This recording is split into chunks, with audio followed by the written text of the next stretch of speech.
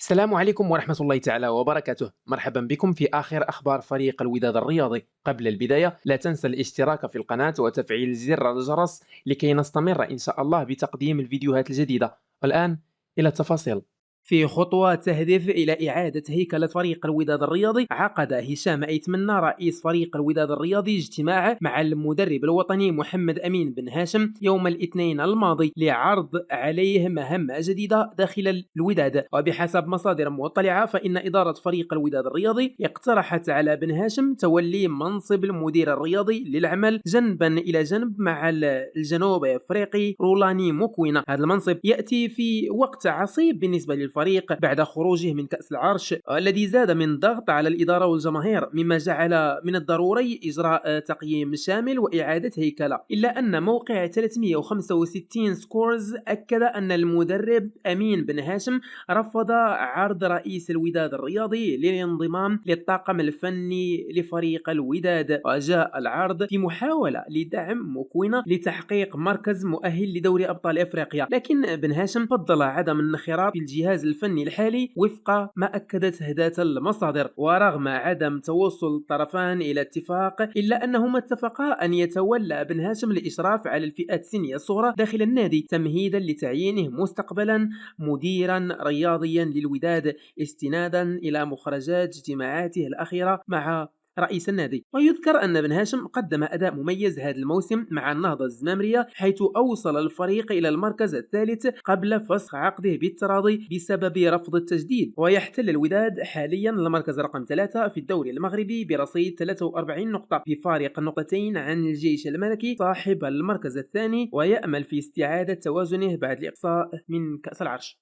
كشفت تقارير صحفية أن المدرب البرتغالي كارلوس كيروش رفض عرض من الأهلي المصري لتدريبه خلال كأس العالم للأندية 2025، مفضلا انتظار الوداد الذي يستعد لفك ارتباط المدرب رولاني موكوينا، كما أكدت عدة تقارير صحفية هذا اليوم. ووفقا للتقارير تلقى كيروش عرضا من الأهلي المصري ليحل محل مدرب مارسيل كولر، لكنه رفض مفضلا فرصة تدريب الوداد وخوض تجربة جديدة في البطولة المغربية. وقد عرض اسم كيروش على مسؤولي الوداد من طرف أحد الوكلاء، لكن الإدارة فضلت الانتظار حتى يتم الحسم في مستقبل مكونة. ويسعى كيروش لقيادة الوداد خلال كأس العالم للأندية 2025، حيث وقع الفريق في مجموعة قوية تضم مانشستر سيتي ويوفنتوس والعين الإماراتي.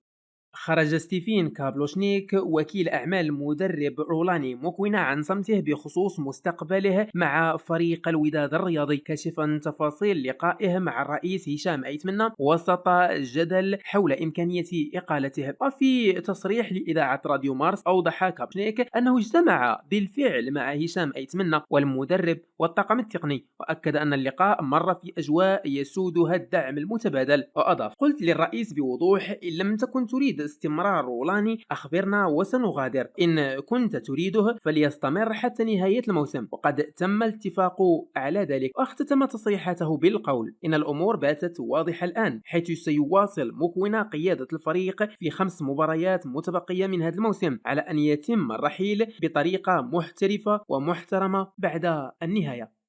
في خطوة تعكس القلق المستمر حول وضعية الوداد، عقد منخرطو النادي الأحمر يوم الثلاثاء اجتماع في أحد فنادق الدار البيضاء لمناقشة الظروف الصعبة التي يمر بها الوداد بعد الإقصاء من ثمن نهائي كأس العرش على يد الماط. وبحسب مصادر مطلعة فإن الاجتماع شمل محاسبة المكتب المسير على مستوى الأداء العام للفريق، بالإضافة إلى مناقشة الوضع المالي للنادي. ومن المقرر أن يطالب المنخرطون بعقد اجتماع طارئ مع هشام أيتمنى رئيس الوداد من أجل الاستفسار عن عدة قضايا تتعلق بالأمور التقنية والمالية والإدارية، وكذلك الهيكل التنظيمي للنادي. ويأتي هذا الاجتماع في وقت حساس قبل مباراة الديربي المنتظرة ضد الرجاء يوم السبت المقبل، والتي ستكون حاسمة في الجولة 26 من البطولة. المباراة ستقام في مركب محمد الخامس بالدار البيضاء، حيث يأمل الفريق الأحمر في استعادة توازنه وتحقيق نتيجة إيجابية بعد سلسلة من النتائج السلبية.